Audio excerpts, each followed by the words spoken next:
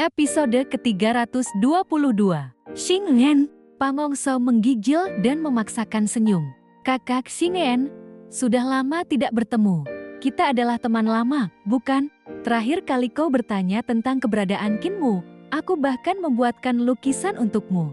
Dengan hubungan kita, aku yakin kau tidak berniat buruk kepadaku, bukan? Xingyan duduk di atas dadanya dan mencibir. Kinmu lagi.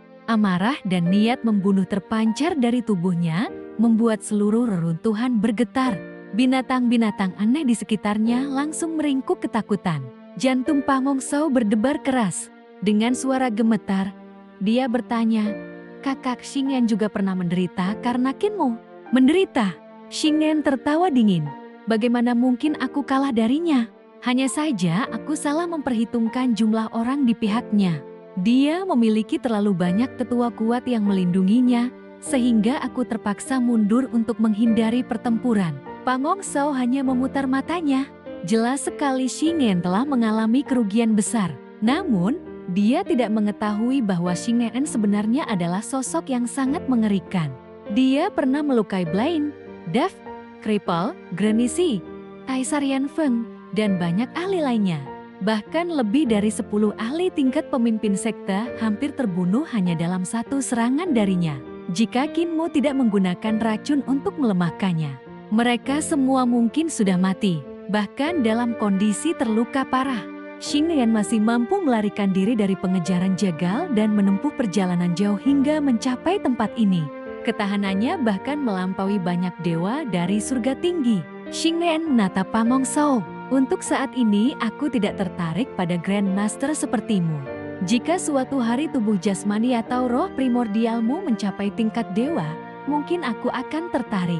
Bagaimanapun, kita pernah berteman, dan kau juga pernah memberikan kedua tanganmu kepadaku sebagai hadiah. Aku tidak akan mengambil kepalamu." Tatapannya kemudian jatuh pada kaki Pangongso. "Apa yang terjadi dengan kakimu? Ada bekas luka pedang." Tanpa menunggu jawaban, Xingyan meraih kaki Pangongso dan memutarnya perlahan. Kaki palsu yang baru dipasang itu langsung terlepas. Pangongso menahan rasa sakit dan tidak berani bersuara. Xingyan mengamati luka itu dengan teliti. "Ini luka dari teknik pedang Kinmu. Kau pasti pernah bertemu dengannya dan dipotong olehnya." Keringat dingin mengalir di dahi Pangongso. Dia tersenyum paksa. "Aku memang pernah bertemu Kinmu dan Eternal Peace Imperial Preceptor. Karena lengah, bocah itu berhasil memotong kakiku. Kakak Xingyan, jika kau ingin membalas dendam kepadanya, aku bisa memberitahumu keberadaannya. Aku membutuhkan bantuanmu untuk membalas dendam." Xingyan mendengus. "Jika aku ingin membunuh Kinmu, tidak ada seorang pun di dunia ini yang bisa melindunginya. Katakan saja kemana dia pergi. Aku juga ingin melihat seberapa kuat Eternal Peace Imperial Preceptor."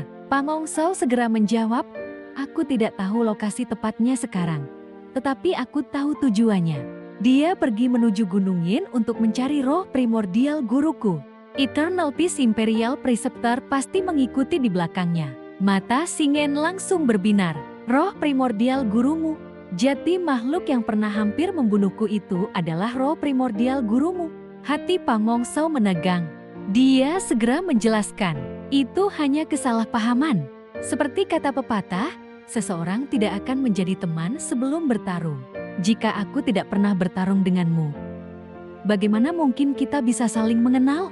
Xingyan tersenyum tipis. "Aku tertarik pada roh primordial gurumu." Pangongso diam-diam merasa senang. Dia berniat memanfaatkan Xingyan untuk menghadapi Kinmu dan Eternal Peace Imperial Preceptor.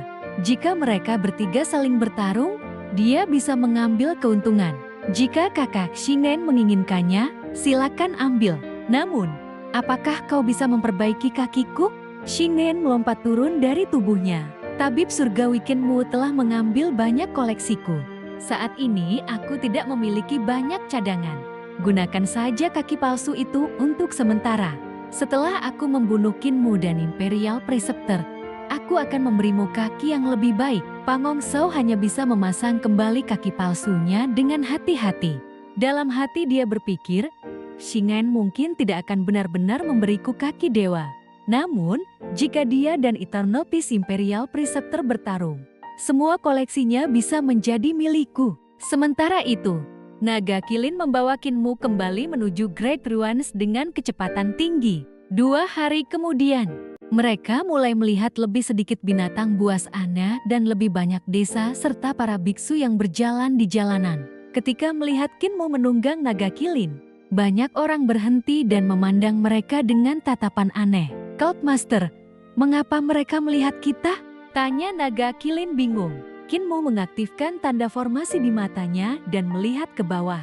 Dia terkejut. Para biksu yang terlihat biasa ternyata adalah iblis besar yang menyamar.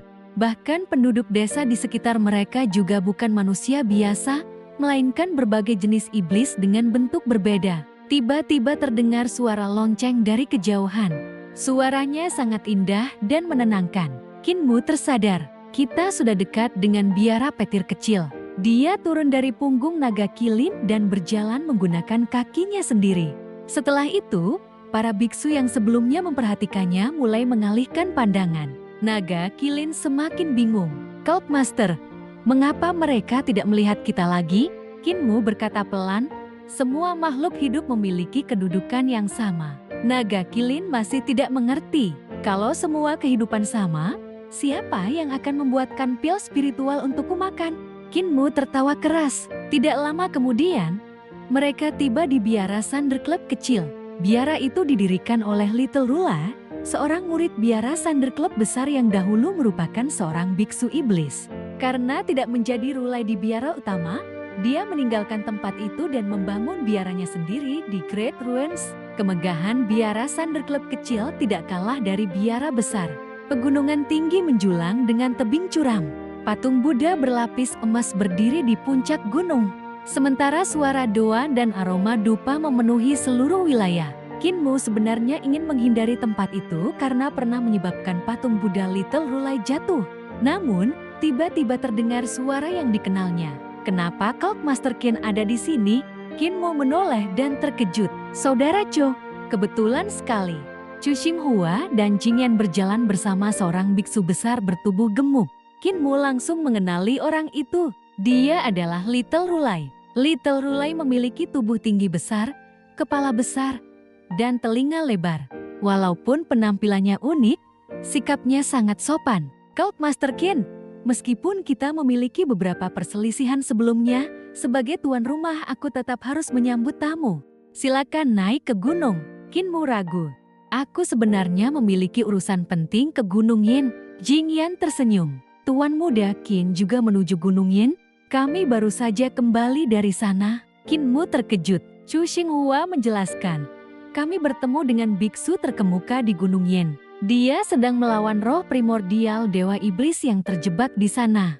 Kami membantu dan berhasil menekannya. Kinmu langsung bertanya, apakah roh primordial itu menyebut dirinya Dewa Dukun Kui? Little Rulai terkejut. Cult Master Qin benar-benar memiliki perhitungan luar biasa. Benar, biksu tua menemukan iblis itu di Gunung Yin. Meskipun telah disegel, kekuatannya masih sangat mengerikan. Hampir beberapa kali dia berhasil menyerapku. Untungnya Chu Xinghua datang membantu dengan teknik surga tinggi. Kinmu tertawa lega. Kalau begitu aku tidak perlu pergi ke Gunung Yin lagi. Karena Little Rulai mengundangku, aku akan menjadi tamu. Little Rulai bertanya. Semua orang memanggilku Little Rulai. Mengapa Cult Master Qin tidak menambahkan kata kecil? Kinmu tersenyum. Rulai adalah sebuah tingkatan, bukan ukuran. Jika seseorang telah mencapai tingkat itu, tidak ada istilah besar atau kecil. Little Rulai sangat senang. Master Cult memiliki hati Buddha. Jika masuk ke jalan Buddha, kau mungkin akan menjadi Rulai di masa depan. Saat berjalan bersama Chu Xinghua, Kinmu tersenyum. Kalian berdua benar-benar seperti pasangan yang bepergian menikmati dunia. Tidak seperti aku yang terus sibuk dan berlari ke sana kemari. Apakah kalian sedang berlatih panduan roh primordial? Jingyan tersipu dan mengangguk. Chu Xinghua kemudian berkata, panduan roh primordial memang sangat membantu. Dari teknik itu aku memahami cara lengkap kultivasi alam 6 arah dan berhasil melangkah lebih jauh. Aku menggabungkan alam 6 arah dan alam 7 bintang menjadi satu harta surgawi. Hati Qinmu bergetar. Dia menatap Chu Xinghua lama sebelum akhirnya menghela napas. Seperti yang diharapkan dari Overlord Badi Palsu. Kau hanya sedikit lebih rendah dariku. Chu Xinghua tersenyum. Perubahan Dao besar akibat menggabungkan dua harta surgawi tentu tidak kalah dibandingkan teknikmu. Mungkin justru tubuh tuanmu yang palsu. Qinmu tertawa kecil. Meskipun aku belum menggabungkan dua harta surgawi, aku berhasil menciptakan bentuk pedang ke-18. Ekspresi Chu Xinghua berubah. Little Rula yang mendengar percakapan itu terkejut. Belum lama ini aku merasakan dua perubahan besar dalam Dao Langit dan Bumi. Jadi ternyata kalian berdua penyebabnya. Di Gunung Yen, cahaya pedang melintas. Pangong Sao terjatuh ke tanah sambil memegang kaki kirinya.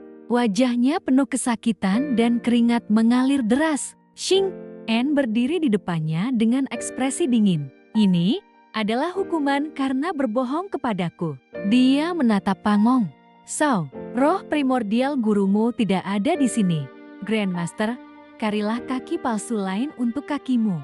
Mulai sekarang berjalanlah dengan cara seperti itu. Pangong Sao menggertakkan giginya menahan sakit. Roh primordial guruku memang tidak ada di sini karena telah direbut orang lain. Namun, dia masih ada. Selama aku menggunakan teknik dukun, aku bisa merasakan arah keberadaannya.